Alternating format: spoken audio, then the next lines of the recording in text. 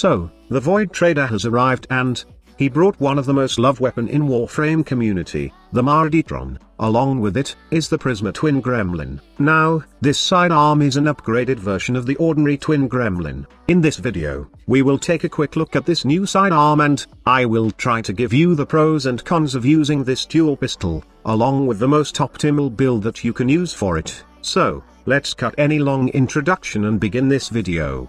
If we take a look and compare the PRISMA Twin Gremlin to its ordinary version, we can see that most of its stats are upgraded except for the IPS distribution that has been downgraded for a bit. The PRISMA Twin Gremlin has more critical chance, critical damage and status chance than the ordinary Twin Gremlin. It also has more accuracy, magazine, fire rate and reload speed. I tell you now, this weapon is pretty fun to use when you have the right mods for it. Talking about modding the PRISMA Twin Gremlin, let's proceed to the build section of this video.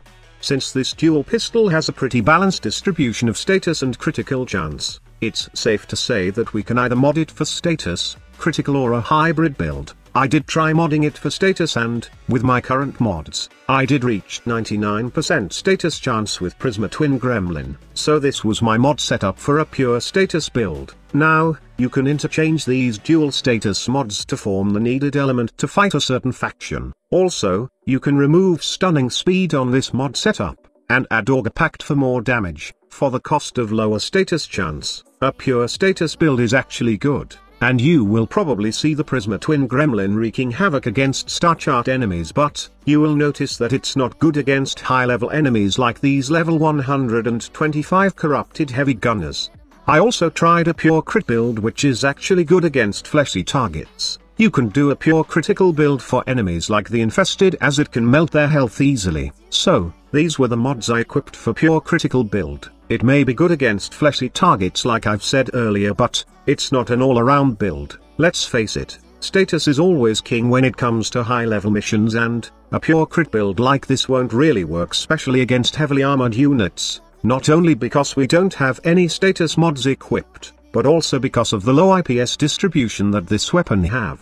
Which is why I decided that instead of a pure status or crit build, I will go with a hybrid build. To be honest, I consider a mix of critical and status pretty good, and the most optimal build for the PRISMA Twin Gremlin. So, here's my hybrid build for it. Aside from status and critical, this mod setup will also give me insane fire rate.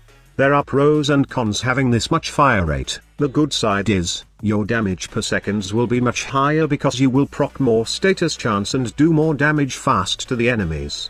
The downside is, it will consume a lot of ammo fast, that you need to bring your carrier prime to support your ammo consumption. Hydraulic crosshair is not really a must and you can equip any mods that you like in this slot, but it's really good for PRISMA Twin Gremlin in my opinion. This weapon has a really low recoil that you can able to proc hydraulic crosshair with ease. Just be careful not to hold the fire button for too long when you want to proc the crit buff of this mod first, as you will see some noticeable recoil when you are burst firing this weapon. So this is how a hybrid build fares with high-level enemies like these corrupted heavy gunners. As you can notice, it's a lot better compared to a pure status and critical build, as it can take down these enemies faster.